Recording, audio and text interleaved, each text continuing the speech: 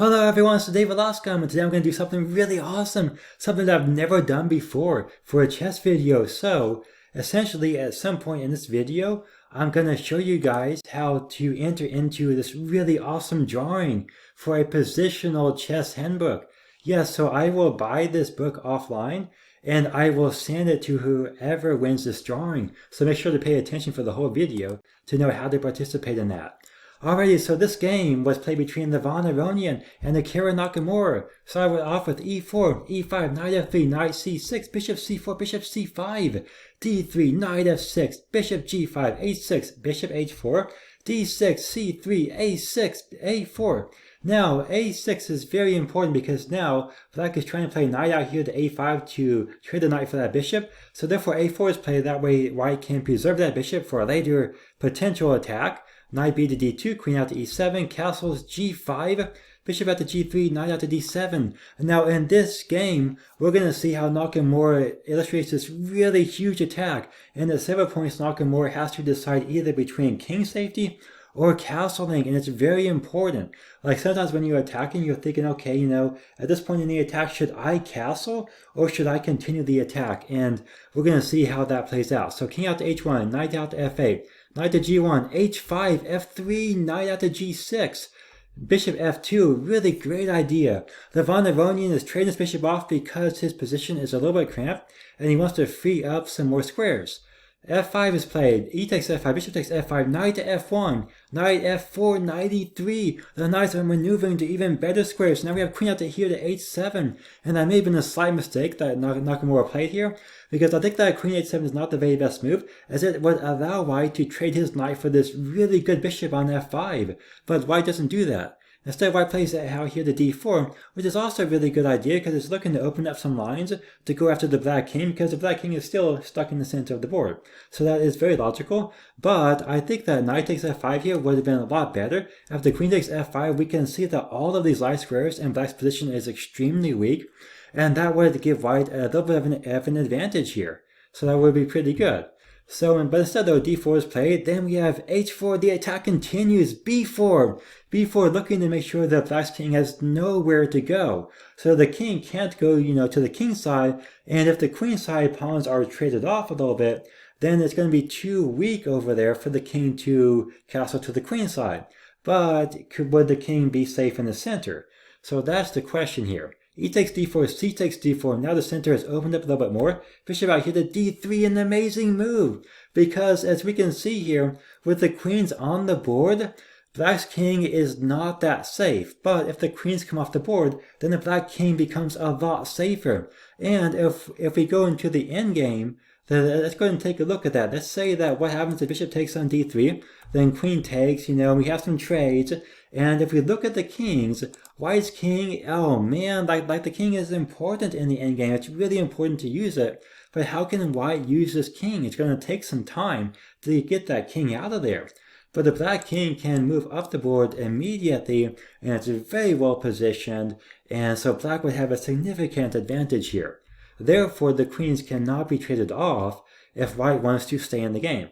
So b5 is played. Now, of course, some people would ask, well, why not just play knight takes here? Well, part of the problem is the rook comes over, and then bam, you hit the bishop, you hit the knight that is behind the bishop. So let's go and take a look at that. That way I can illustrate that a little bit better. I mean, the knight's heading out here to f6, trying to hit the queen and the king. So rook moves over, stops that. Then bishop takes, queen takes, and then rook moves over to d2, and the trap has happened. The knight is going to fall, and white will be winning here. So therefore, that cannot happen.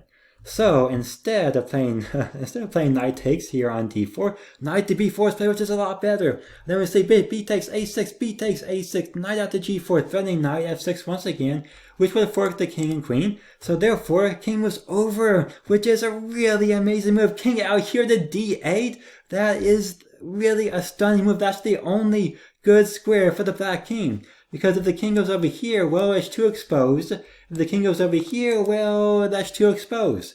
And the king could easily come under attack. So therefore, the king was out here, and we can see that because white has no dark squared bishops, the king is safe on a dark square. And the knight can't, attack it that easily either.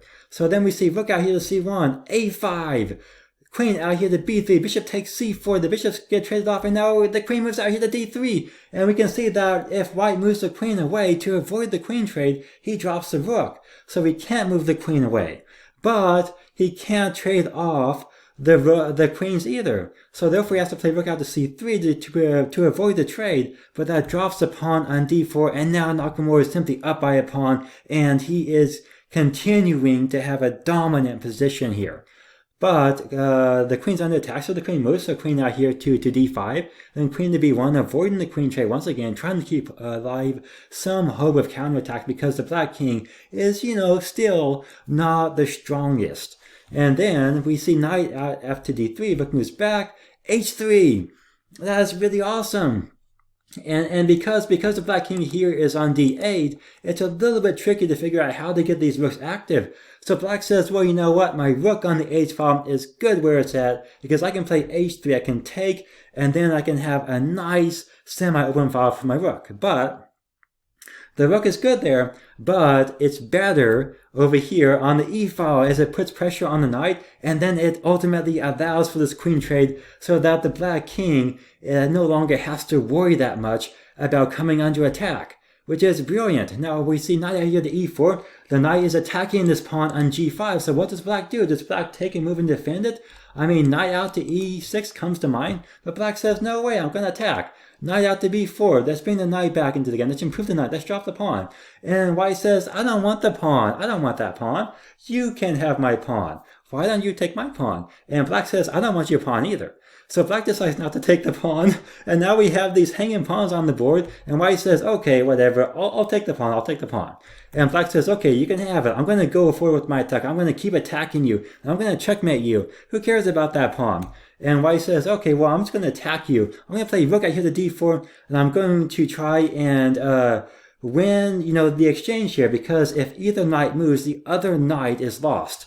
And so black says, well, you know what? I have this really brilliant, really amazing move that I'm going to play here that you didn't see because you were in time pressure, and this move is going to win the game. So what did black play here? Go ahead and take a minute, pause the game, and see what Nakamura played here. Now, it's important, though, to talk about how to win this positional chess handbook, which is actually one of my favorite chess books of all time. It is really amazing. So all you have to do is subscribe to my chess channel and leave a comment on this video, and you will be entered into this drawing. And you have 7 days to make that happen. Yeah, so you have until next Sunday, which would be 03/20/2022. And you have until then to enter into this drawing and win this really amazing chess book. It is like my favorite chess book of all time, and it's the reason that I can, beat grandmasters left and right, and Magnus Carlsen. I mean, he's okay. I mean, I guess he's a decent player. But after you read this book, you can beat Magnus Carlsen. It's pretty easy.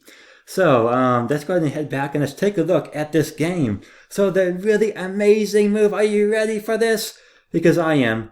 Play rook out here to d2. And if white plays rook takes d2, then rook e1 is checkmate. That is awesome. That is incredible. So therefore white cannot take this rook, and black is able to defend the knight on d3 and cause white to waste the tempo because he has to move that rook. So rook out to b1. Now the other rook comes in, and we can see that white's position is becoming a little bit difficult. But this knight on g4 is doing a good job defending some important key squares, so black can't just break through right away, but it's getting very close. So knight out to e4, hits the rook, rook out here to a2, rook out to d1, and black says, okay, I'm going to play rook out here to e to c2, and I'm going to continue my attack and try to win this game.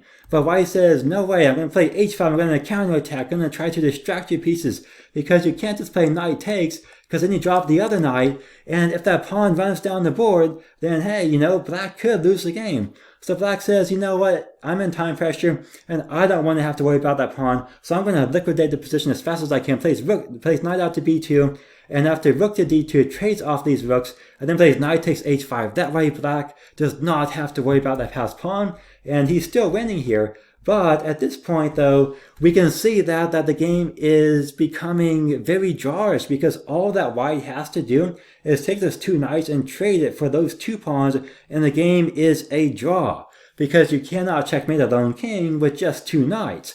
And so Nakamura allowed a little bit too much of the material to come off the board, and now even though he's still, up material, it is a little bit harder to win this. But he plays king after d7, knight after b3, knight after b6, and black does not waste time. He shoots out with c5, and he's trying to run these pawns down the board just as fast as he can, so that white doesn't have enough time to maneuver his knights into the right position to try and take the pawns.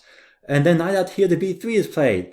And then king out to d5, but white made a mistake. Instead of knight out to b3, white should have played king out here to e4, and then he is able to sacrifice the knight for those 2 pawns and draw the game. So if black tries, something like knight out to d7, then white will simply take, and if this pawn is running down the board, it looks like that it's going to make it, right? It's going to make it. But then here comes knight out to b3, and the knight stops the pawn just in time. And black cannot distract that knight. There's no way to do it. So after king out to f5, then we see king out to c3. And how does black defend that pawn? He's not able to, and the game would end in a draw. But white misses that chance and instead plays knight out here to b3, then king out to d5, and black takes that center with his king. White is not able to get there now. And then white plays king out to e2, which is a huge mistake because then after king out to c4, oh well, both of the knights are attacked and one of them is going to be lost. And if white were to try, a move like maybe knight takes here on d4, it's not going to matter. Black can take back, and this black would still have an extra pawn that white has not been able to stop. So that is what's really important here. And so at this point, Levon Aronian actually lost on time, but the position is losing, and Nakamura went on to win. So this is a really cool, really exciting chess game. And I wanted to share with you guys. Make sure to like this video, to subscribe, and more importantly, to comment so that way you can enter into that drawing. And I will see you next time.